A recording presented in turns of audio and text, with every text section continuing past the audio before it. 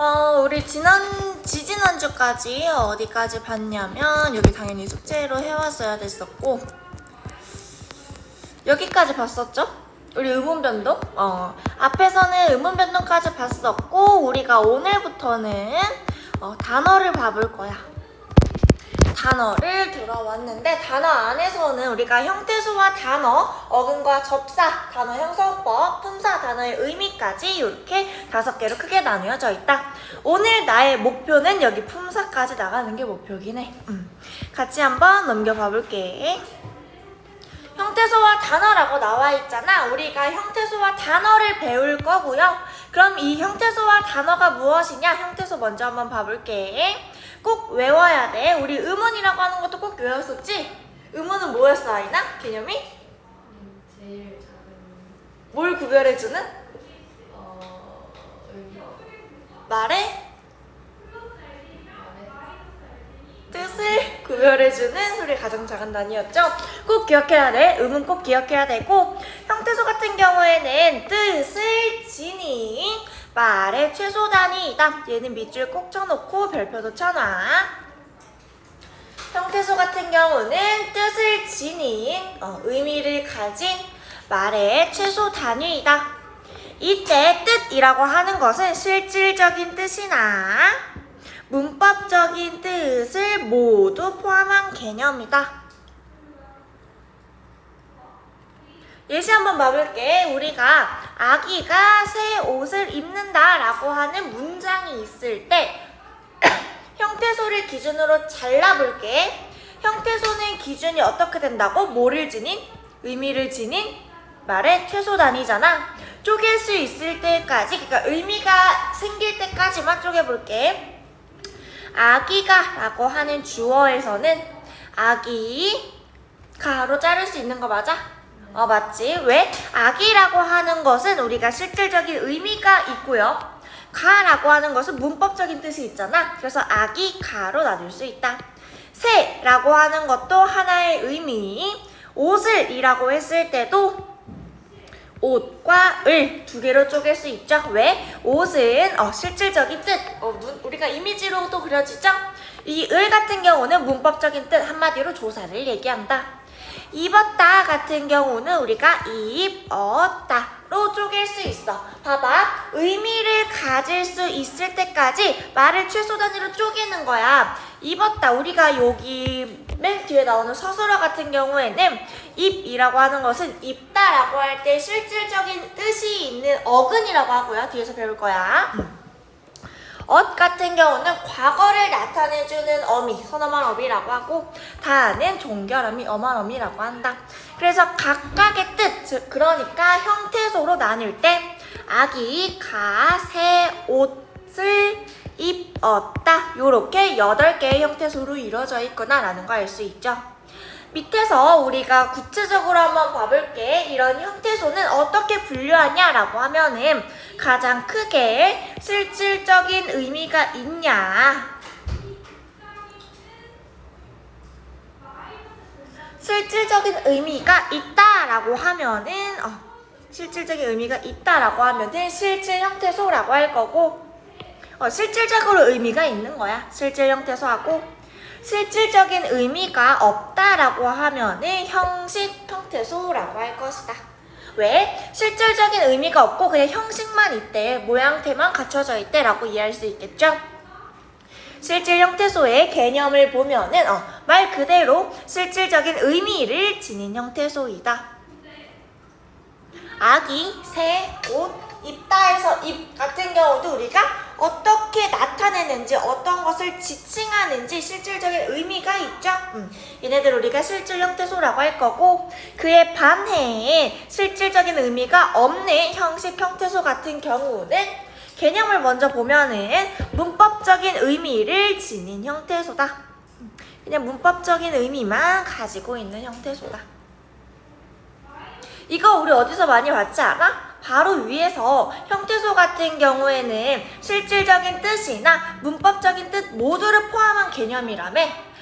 그러면 이 실질적인 뜻이 실질 형태소 얘기한 거였고 문법적인 뜻이 형식 형태소 얘기한 거였구나. 이해할 수 있죠? 형식 형태소 같은 경우는 뭐뭐가을 얻다. 예를 들어 여기 형식 형태소 같은 경우에는 뭐가 올 수 있냐 하면은 대표적으로 조사, 어미 요런 것들이 올 수 있겠지.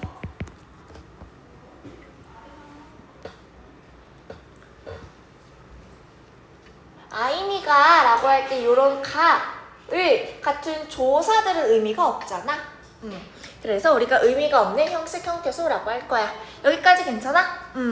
두 번째, 가장 크게 우리가 형태소로 분류할 수 있는 기준 두 번째는 자립성의 유무에 따라 자립을 할 수 있으면 자립 형태소라고 할 거야.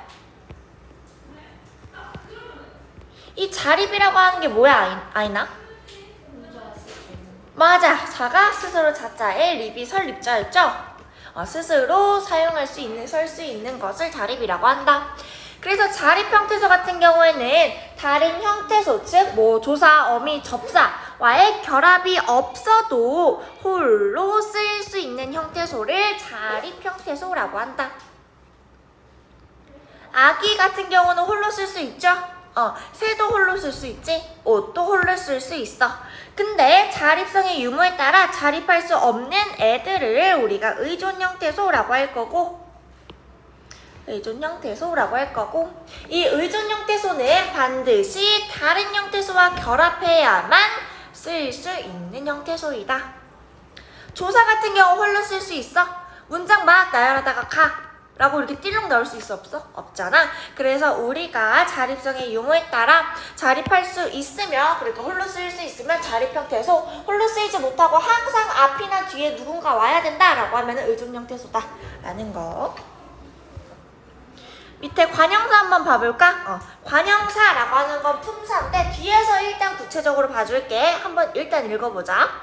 관형사는 반드시 체언을 수식해야 하기 때문에 문장 내에서는 홀로 쓰일 수 없다. 예를 들어 볼게. 관형사라고 하는 것은 뭐 헌, 새 이런 것들 있지. 여기 나오는 헌은 뭐 나이가 떨어진 이런 의미야. 그랬을 때 우리가 헌을 혼자 쓸 수 있을까? 안 돼. 이 헌이 오려면 뭐 헌 신발이라던가 뒤에 항상 뭐가 같이 와줘야 되잖아. 이 얘기야. 관형사는 즉 헌 같은 경우는 반드시 체언을 수식해야 되기 때문에 뒤에 오는 명사나 대명사 수사를 수식해야 하기 때문에 문장 내에서는 홀로 쓰일 수 없다. 헌, 새 같은 관형사는 홀로 쓰일 수 없다라고 얘기하는 거야. 하지만 관형사는 앞뒤에 다른 형태소가 직접 연결되지 않아도 문장에서 쓸 수 있으므로 자립 형태소이다.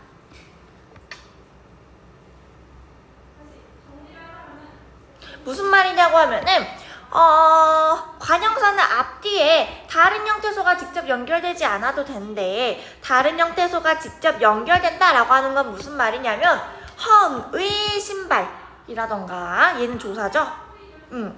이렇게 조사, 어미, 접사가 직접 연결되지 않아도 문장에서 쓰일 수 있다. 뭐 그냥 헌, 새 이렇게. 자립 형태소이다. 자립 형태소의 정의를 정확하게 이해해야 한다라는 거. 여기까지 질문 있을까? 괜찮아요? 밑으로 내려가서 단어 볼게. 우리 지금까지는 형태소 봤었지? 큰 주제가 형태소와 단어잖아. 형태소 방금 봤었고 이제 단어 보러 갈 거야. 밑으로 내려가서 단어 한번 봐볼게. 단어는 자립할 수 있는 말. 그러니까 이 자립할 수 있다라고 하는 것 자체가 자립 형태소죠.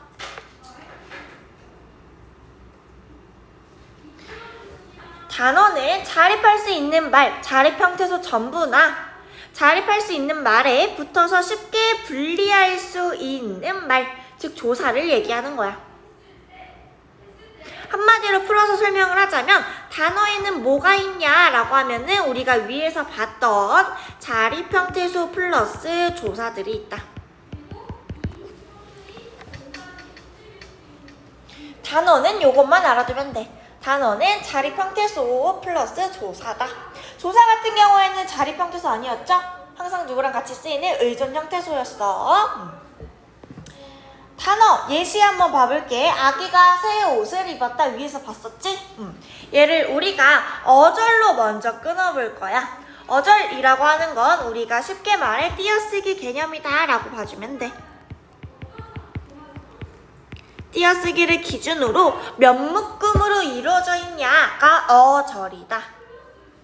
예를 들어보자. 어절 같은 경우는 아기가 새 옷을 입었다. 우리 이렇게 띄어쓰기 하죠? 그랬을 때 어절 같은 경우에는 하나, 둘, 셋, 넷. 그래서 우리가 4어절이라고 한다.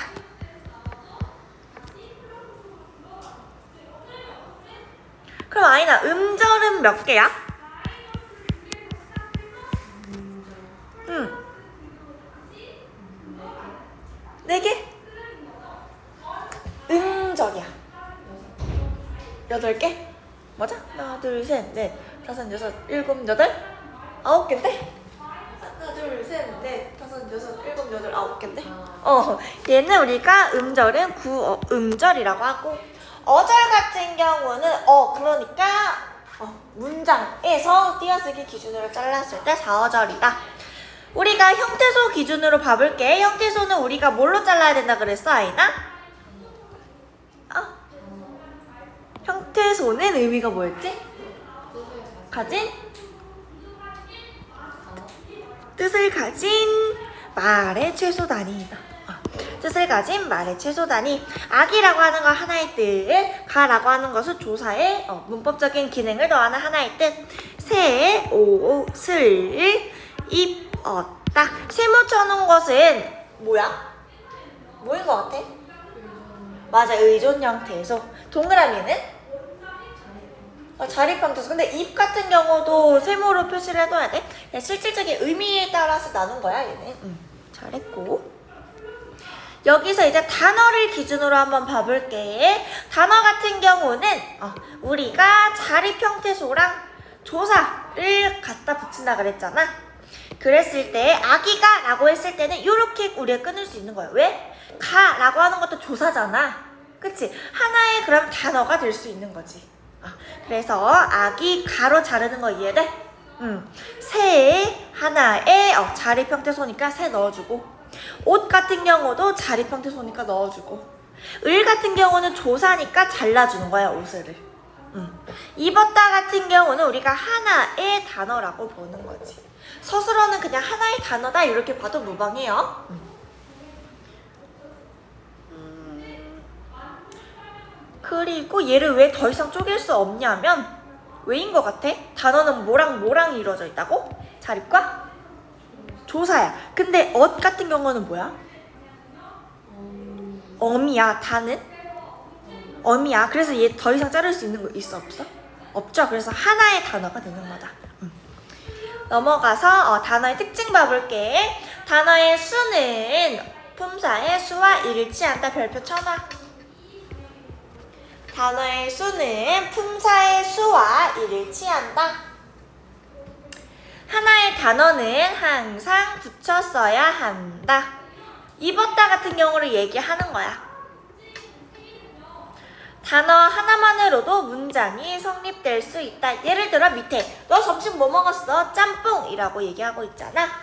단어 하나만으로도 문장이 성립될 수 있다의 예시였고요. 옆으로 넘어가서 실질 형태소, 형식 형태소 기준 한번 봐보자. 실질 형태소 같은 경우는 명사, 대명사, 수사, 관형사, 부사, 감탄사, 용언의 어근이 있다.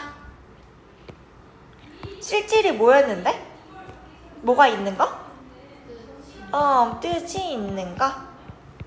형식이 의미가 없는 것이었죠.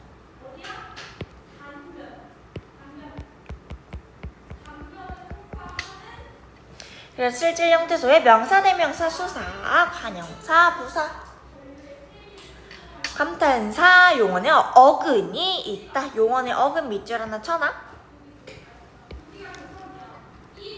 용언의 어근 같은 경우는 자다라는 기본형이 있을 때 실질적인 뜻을 가지고 있는 이 자가 용언의 어근이 되는 거고, 아까 봤을 때 이게 뭐였지? 입었다 같은 경우는 입다에서 실질적인 의미를 가지고 있는 이 비용어의 어근, 실질적인 의미, 그러니까 실질 형태소가 된다. 부사 같은 경우에는 뭐 매우, 아주, 그리고 이런 것들이 있고요. 괜찮아? 형식 형태소는 조사, 어미, 접사가 있다. 요 세 개는 따로 암기를 해두면 나중에 알기 편할 것 같아. 조사, 어미, 접사가 형식 형태소이다.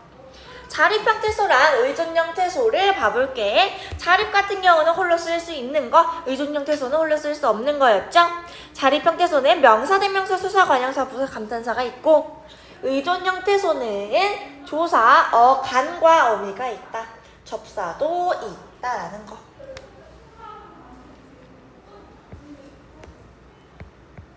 얘 혼자 못 쓰잖아. 자다의 자, 어간 혼자 못 쓰죠? 입다의 입 혼자 못 쓰지? 그래서 어간도 우리가 의존 형태소라고 한다.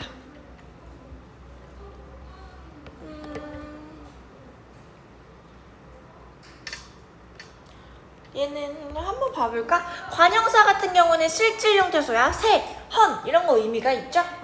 그리고 홀로 쓸 수 있는 자립 형태소이고, 의존 명사 같은 경우에는 명사니까 의미가 있어. 근데 앞에 뭐가 붙었어? 의존이래. 홀로 쓸 수 있다 없다? 없어. 그래서 자립이 되는 거야. 이건 뒤에서 예식 들으면서 보자. 용어의 어간은 실질적인 의미가 있지. 자, 입 이런 거. 하지만 얘네들은 반드시 어미와 결합해야 돼서 의존 형태소이다라는 거. 여기 나오는 이 형태 같은 경우는 간단하게 짚고 넘어갈게. 무슨 말이냐면은 이 형태랑 형태는 다르지만 기능은 같은 형태소를 얘기하는 거야. 예를 들어 우리 지금 주격조사 같은 경우는 이랑 가가 있죠? 여기 주격조사 같은 경우는 이 가에서 대표형을 이로 잡으면 대표형이 아닌 가가 남는데 이를 대표형의 이의 이 형태라고 한다. 그러니까 같은 기능을 해, 이랑 가는. 그치? 근데 형태는 달라. 그래서 이 형태가 되는 거야. 어렵지 않아. 그래서 주격조사 같은 경우를 쓰려면 규리 같은 경우는 앞말이 자음으로 끝났기 때문에 주격조사 이가 온 것이고, 사과, 가 같은 경우는 주격조사 왜 가가 왔냐면 앞에가 와라고 하는 모음으로 끝났기 때문이다. 근데 결국 같은 주격조사잖아. 그렇기 때문에 그냥 주격조사에 이 형태 관계에 있구나 정도로만 알아두면 돼. 그리고 조사는 우리가 의존 형태소라고 했지. 혼자 못 써요. 같이 써야 돼. 하지만 단어로 인정한다. 얘를 꼭 외워놔야 돼. 조사는 단어다. 조사는 단어다. 여기 써놨지? 조사는 단어다라는 거.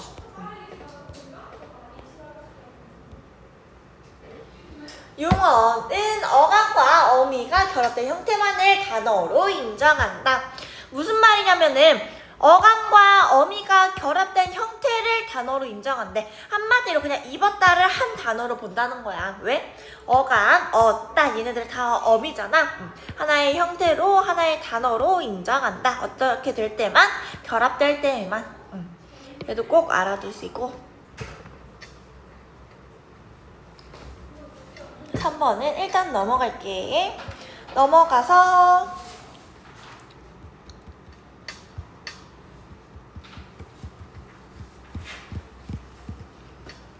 요런 것들 있잖아. 맨발의 매는 발과 결합해서 뜻을 더하는 기능을 하므로 이것 자체가 뜻을 더하는 기능이다 라고 하는 게 접사거든. 이건 뒤에서 나오기 때문에 뒤에 다 한 번 했다가 숙제로 문제 푸는 게 가장 나을 거야.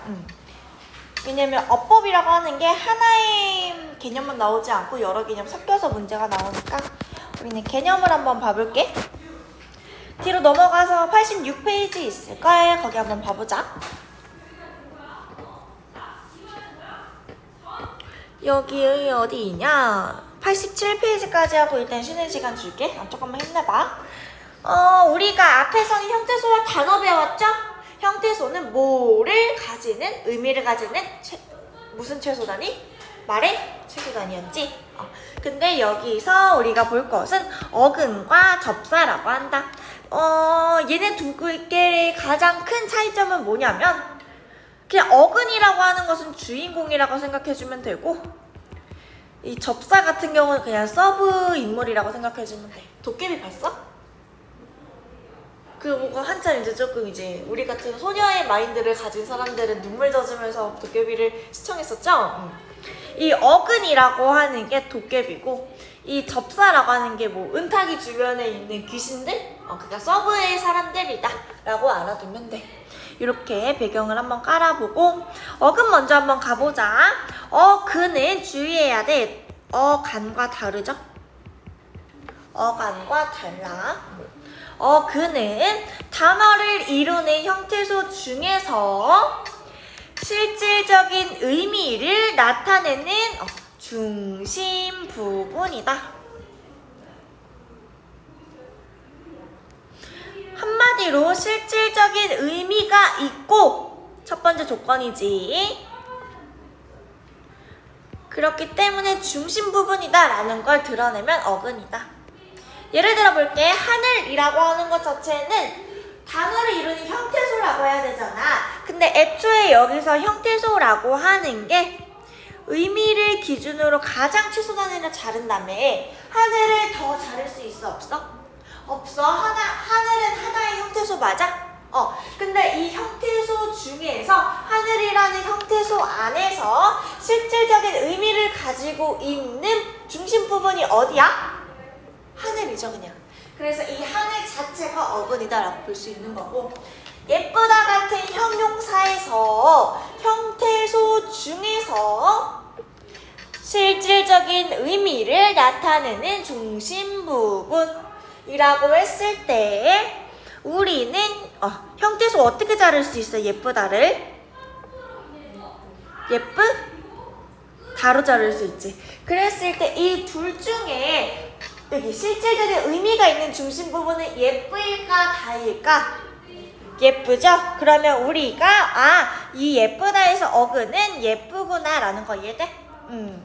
덮개 같은 부분도 한번 봐보자. 자를 수 있을 때만큼 잘라야지. 의미를 자를 수 있을 때까지 잘라야지 형태소라고 했었지? 덮개 같은 경우는 어떻게 잘라야 돼? 덮과 개지. 왜? 이 개가 뭐 지우개, 덮개 이런 거잖아. 그래서 덮개 같은 경우는 덮개 중에 덮이 우리가 실질적인 의미가 있는 부분이죠. 뭘 덮는다 라고 할 때 그 덮개잖아. 그래서 이 덮이라고 하는 게 동사의 어근이다 라는 거. 어근이고 일찍이 같은 경우도 일찍이랑 이로 자를 수 있지. 그랬을 때 일찍이 중에는 일찍이 실질적인 의미를 담고 있기 때문에 어근이고 어른스럽다 같은 경우는 우리가 어떻게 자를 수 있냐면 어른과 스럽다를 자를 수 있지. 뭐 어른스럽다, 자랑스럽다, 사랑스럽다. 이 스럽다 자체는 우리가 어미라고 보고요. 결국엔 중심 의미가 있는 부분은 어른이다. 그래서 어른이 어근이고 새, 말 같은 경우에도 새, 유, 말하는 거 라고 했을 때 얘는 어근이 두 개지. 왜? 관형사의 어근, 말 자체에서의 어근. 돌아보다 같은 경우도 돌, 보다 이렇게 자를 수 있어. 왜? 이 돌은 돌다에서 온 거고, 그치? 아는 어미겠죠? 보는 뭐겠어?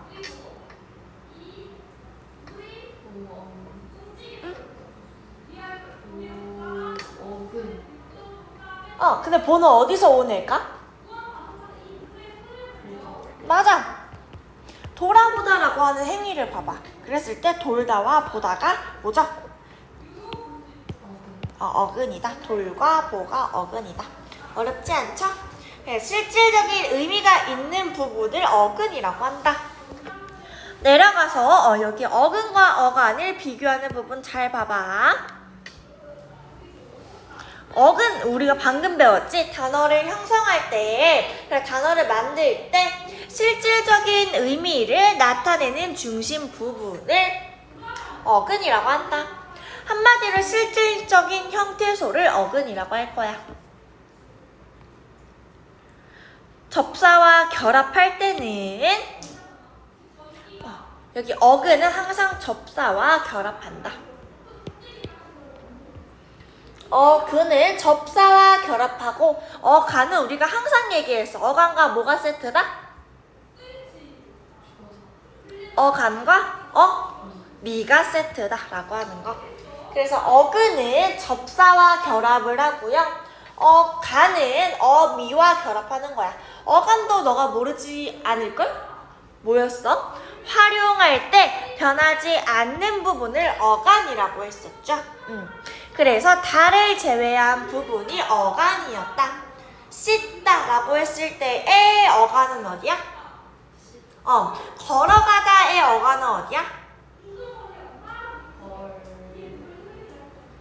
걸? 봐봐. 걸어가다는 예시를 들어볼까?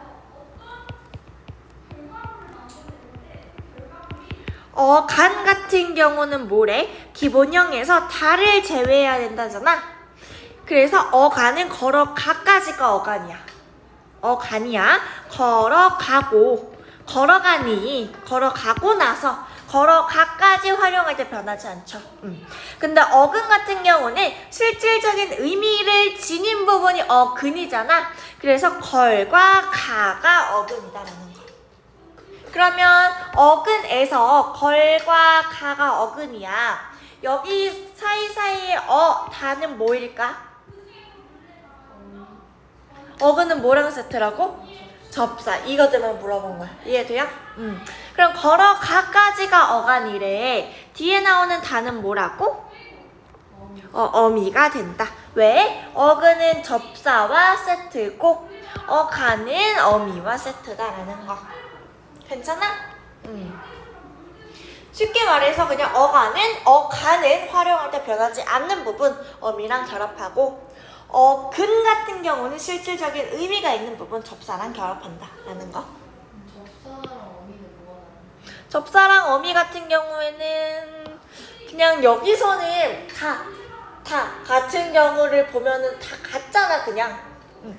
다 같은 경우는 솔직히 접사인지 어미인지 헷갈리기 쉬워. 뭘 보고 찾아야 되냐라고 하면 이 앞에 어간이냐 어근이냐를 보고 찾아주는 거야.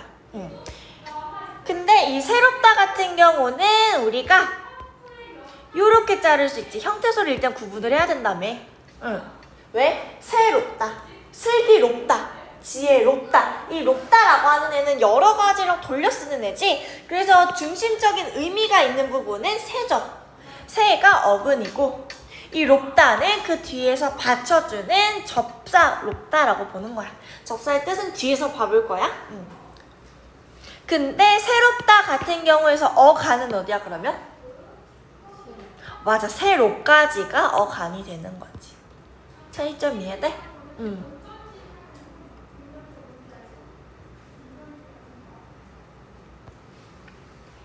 이렇게 할 수 있고 왼쪽으로 넘어가서 어근 vs 어간 방금 얘기했던 거죠? 슬기롭다에서 어간은 슬기롭까지지. 슬기롭다, 슬기롭고, 슬기로운이라고 했을 때 슬기롭까지는 단어가 변화할 때 형태가 변하지 않는다 라고 해서 슬기롭까지가 어간이고 어간은 어미와 세트니까 뒤에 다는 어미다라는 거. 슬기롭다에서 어근 같은 경우는 요렇게 자를 수 있죠? 슬기까지가 어근이고 롭다가 접사다. 밑에 학생 답다도 마찬가지야. 괜찮아? 어른스럽다 이해돼? 진누르다도 마찬가지고.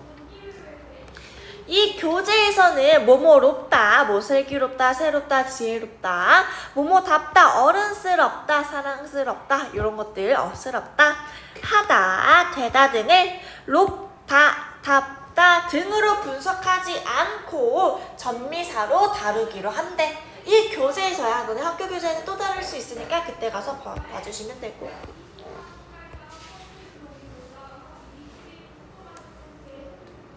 요거 한번 봐볼까? 용언의 기본형. 용언이라고 하는 건 뭐야 일단 아이나?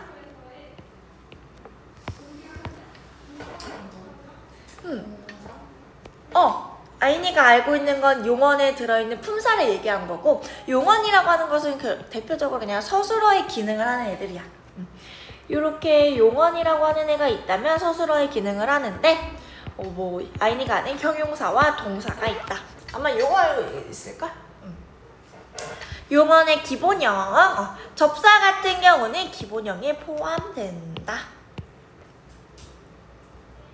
어미 같은 경우는 다를 제외한 어미는 기본형에 포함되지 않는다.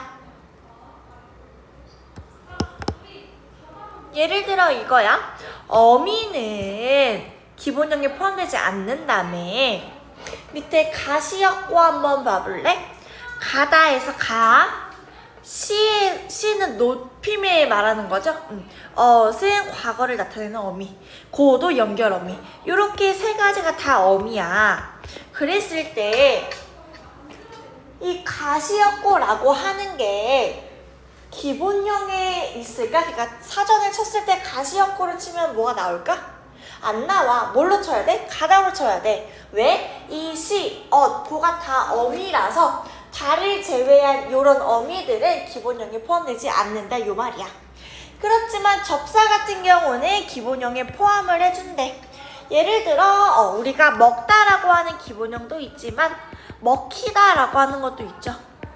이 먹히다는 먹다에서 힘만 붙인 애야. 일단 뒤에서 설명해 줄게. 접사라고 하는 애인데, 접사기 때문에 먹다도 기본형이고 먹히다, 즉 접사가 들어간 애도 기본형에 포함한다라는 거. 뒤로 넘어가 볼게. 여기 나오죠? 접사.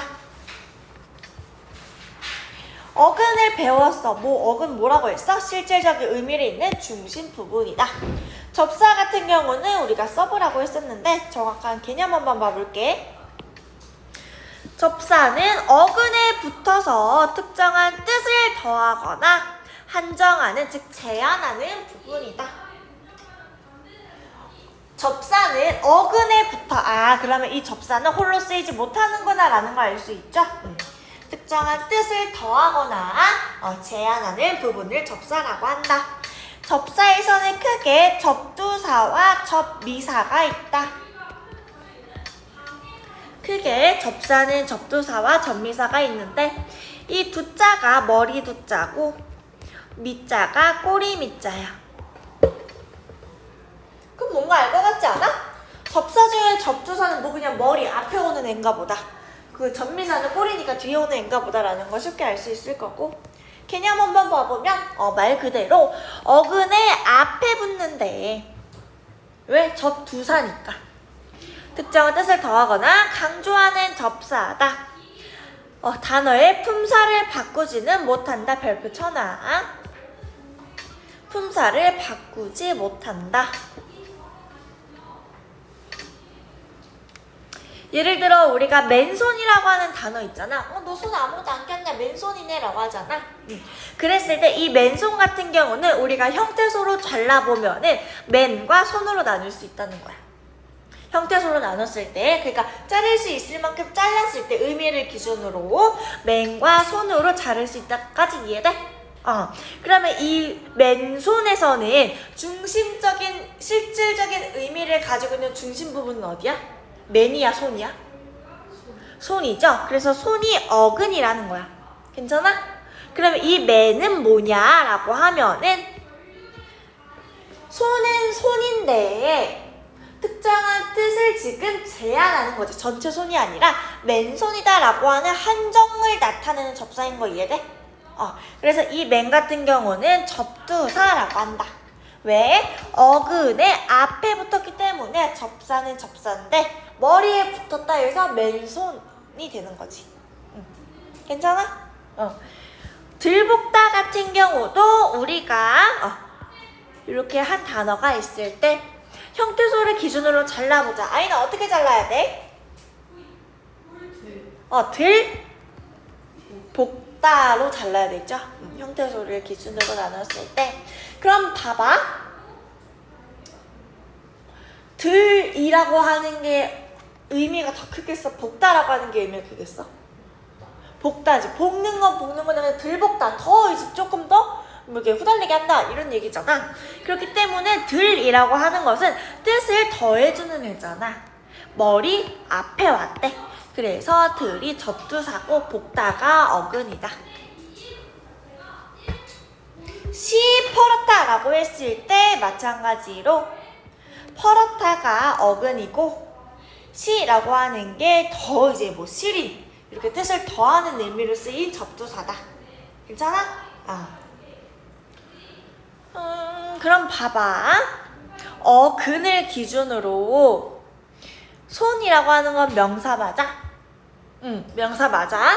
근데 앞에 접두사가 온다고 해도 맨손도 마찬가지로 명사지. 한마디로 그냥 명사 어근이 명사가 된 거야. 똑같이 명사죠? 그래서 단어의 품사를 바꾸지 못한다라는 얘기가 나온 거야. 복다 같은 경우도 동사야. 앞에 접두사가 온다라고 해서 들복다가 되어도 이 들복다 자체는 또 동사가 되죠? 단어의 품사를 바꾸지 못한다. 누가? 접두사가.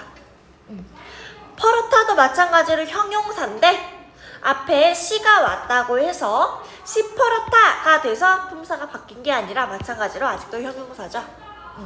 그래서 접두사 같은 경우는 어근을 앞에 붙는다. 그리고 두 번째 품사를 바꾸지 못한다. 이거 두 개 꼭 기억해 주시고 접미사 같은 경우 한번 봐볼게.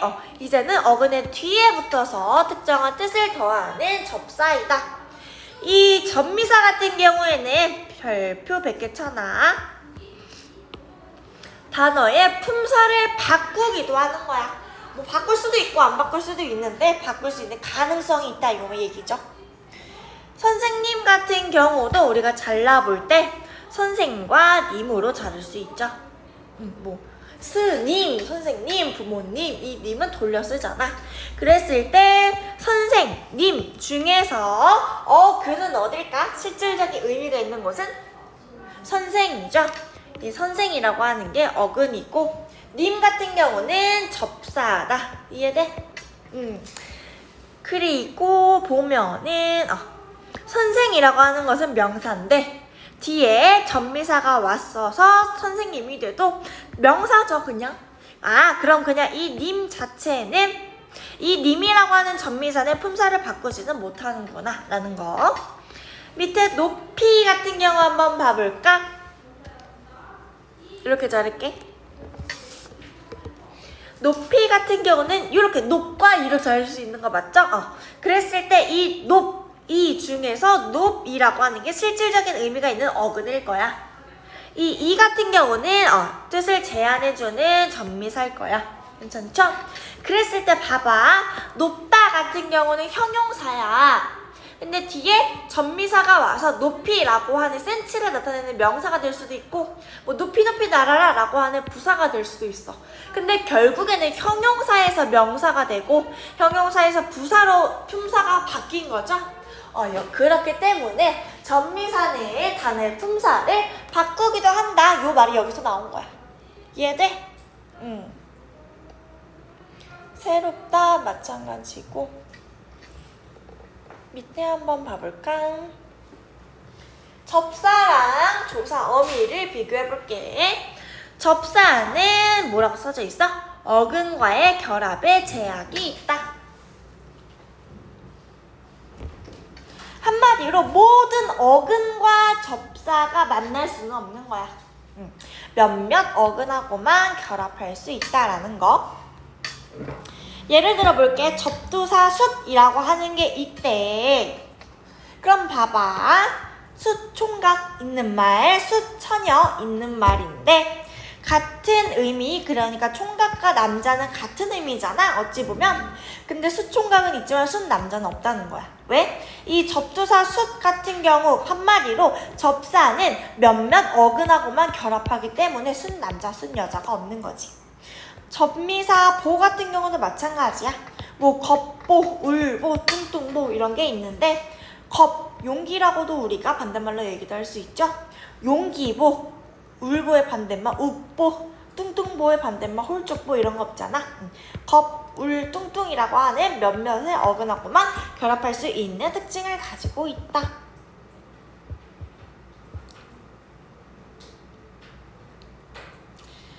그리고 접사와 달리 어미나 조사는 상대적으로 결합에 제약이 없다. 뭐 돌아, 보아, 먹어, 울어. 조사, 이 가도 다 마찬가지죠? 한마디로 여기서 하고 싶은 말은 그냥 여기 조사 어미 같은 경우는 상대적으로 결합할 때 많은 애들과 결합을 하고 제약이 없다라는 거지만 접사 같은 경우에는 몇몇 어근하고만 결합할 수 있다 이 얘기가 되는 거야. 그리고 아이니가 여기까지 왔을 때 질문을 할 수 있는데 뭐 어떤 게 접사고 어떤 게 어미고 이런 거 궁금하잖아. 이 접사 같은 경우는 학교에서 프린트를 줘. 꼭 외워야 되는 접사라고. 그거는 학교 프린트 보고 꼭 외우자 내신 기간 때. 그냥 아 접사는 이런 기능을 하는구나까지만 이번 방학에 알아두면 될 것 같아. 괜찮죠? 쉬었다가 넘어갈게.